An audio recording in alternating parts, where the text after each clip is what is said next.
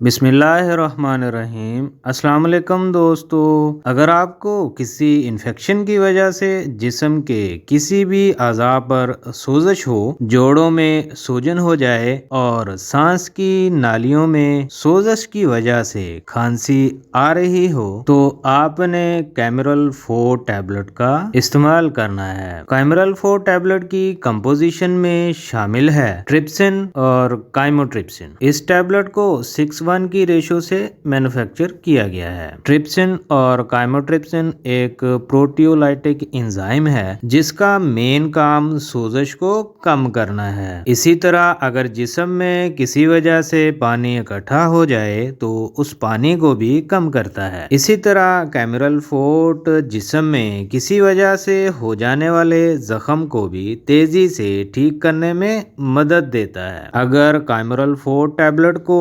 Antibiotic के साथ इस्तेमाल करें तो ये एंटीबायोटिक की कारकर्दगी को बेहतर करती है, जिसकी वजह से बीमारी से सेहतयाबी तक का सफर मुख्तसर हो जाता है। कैमरल 4 टैबलेट की राइट डोज क्या होगी, ये मैं आपको आज की वीडियो में बताऊंगा। मैं हूं आपका pharmacist doctor AH Mandal and welcome to my YouTube channel.